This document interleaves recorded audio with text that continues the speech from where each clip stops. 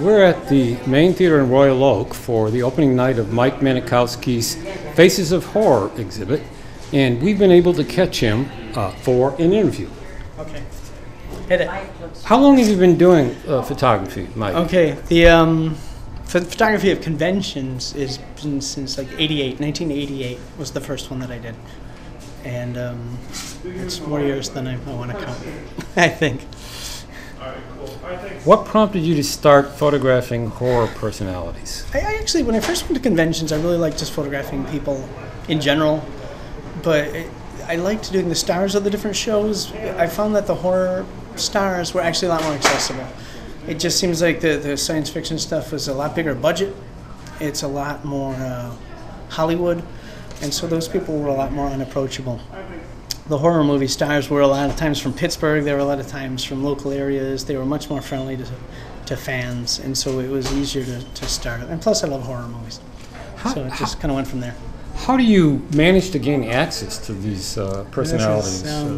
It's a good producers one. and directors. I usually tell people that I just hang around so long that they start to get to know me and won't go away until they're just so used to me. But go to a lot of shows, see people multiple times. A lot of times the first time I ask someone, they're like, no, or I don't know you. But then after that, people get to know me. Well, it's clear that it's working because you've got quite a few photos here of well-known personalities. It snowballs. After a while, it does start to get going. Tell us about some of your favorite photos here. In this show? Yes. All right. So, well, we're near one right here is this one. It's Linnea Quigley, who I'm really a big fan of. And actually one of the first people I got an autograph from, and they're one of the first people I started watching in cheesy, cheap movies in the 80s. But not someone I photographed until really recently, just a couple of years ago. So, and then, I don't know if you can get over this way. I really like this one a lot. This is the two leads from Texas Chainsaw and Texas Chainsaw 2.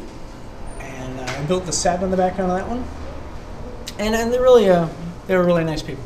So a lot of times you can't just ask them to pour blood in their arms for a photo, but they were real good about it. And I like that one a lot. Last favorite is a little ways. Oh no, it's over here. Sorry. I like this one too. Is Adrienne King from Friday the 13th.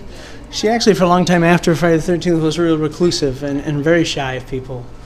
But I thought that it was kind of cool that she trusted me enough to work with me and even go out in the woods with me somewhere and do some photos. So that's one of my favorites too. What's the craziest thing that you've ever had to do to manage to get the attention of one of these celebrities? Not to get the attention of, but there was a group of wrestlers that I was trying to photograph once. And one of them seemed to be really superstitious about the T-shirt I was wearing, and he wouldn't let me take the picture until I took my shirt off. So it was my topless picture.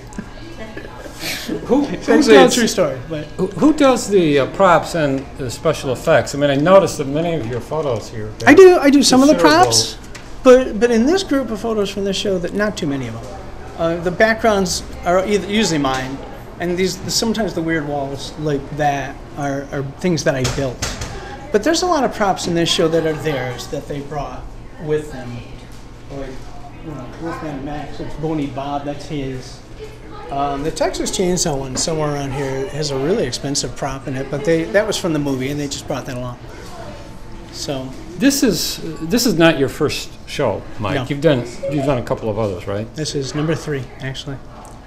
So, are you going to continue to do shows of this sort? I don't know. Or what are your future directions? What are you thinking of? A book, mostly. I've been talking about doing a book for a long time with just sort of an assemblage of the different horror portraits and getting them all into one spot. But I'm kind of slow getting started on that. We're always talking about it, though.